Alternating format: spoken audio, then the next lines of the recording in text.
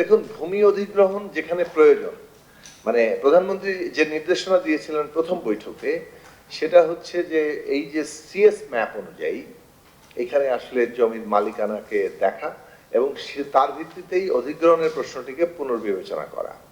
অর্থাৎ যেটা আসলে দখল সেটাকে আসলে অধিগ্রহণের প্রসঙ্গ নাই, আর যেটা আসলে সত্যিকার মালিকানার মধ্যে আছে সিএস ম্যাপ অনুযায়ী সেটাকে অধিগ্রহণ করতে হবে এবং সে অনুযায়ী দিতে হবে। সেই অনুযায়ী পুরোটাই বিন্যস্ত করা হয়েছে, সিএস ম্যাপের আওতা নিয়ে আসা হয়েছে, সেই রিপোর্ট যুক্ত হয়েছে এবং সিএস ম্যাপ অনুযায়ী যেগুলো দখল করা হয়েছে সেগুলো পুনরুদ্ধার করা হবে এবং যেগুলো অধিগ্রহণ করার প্রয়োজন হবে মালিকানা অনুযায়ী সেগুলো অধিগ্রহণ করা হবে। আর মাননীয় প্রধানমন্ত্রীর চীন সফর উপলক্ষে এটা আসলে এটা তো বর্তমান সরকার যেটা আগেই বলা হয়েছে 4 মাসের, আগামীকাল হবে হয়তো 4 মাসের পূর্ণ হবে। তো এর মধ্যে আমরা আসলে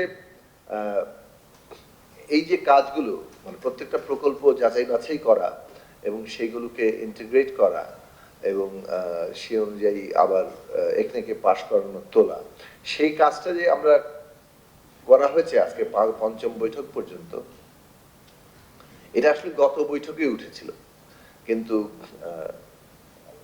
কতগুলো সময়ের কারণে সে পুরোটা আলোচনা হতে পারেনি, তাহলে সে কারণে আজকে আবার নতুন করে এটা তোলা হয়েছে।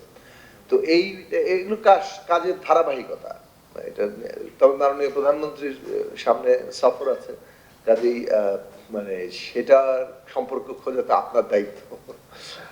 আমাদের কাজ হচ্ছে যে আমরা যে সমস্ত প্রকল্পগুলো এখানে আমরা আমাদের সামনে উপস্থিত আছে, আমরা প্রক্রিয়াগতভাবে যেগুলোকে সম্পন্ন করতে পারছি, একনেকে তোলার মতো উপযোগী করতে পারছি, সেগুলোকে আমরা তুলছি এবং রুটিন অনুযায়ী আমাদের প্রকল্পগুলো উপস্থিত হচ্ছে।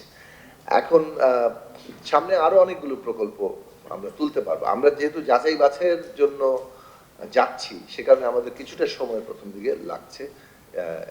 আমরা আশা করি যে ভবিষ্যতে আরো বেশি সংখ্যক প্রকল্প আমরা তুলতে পারবো এবং আরো দ্রুত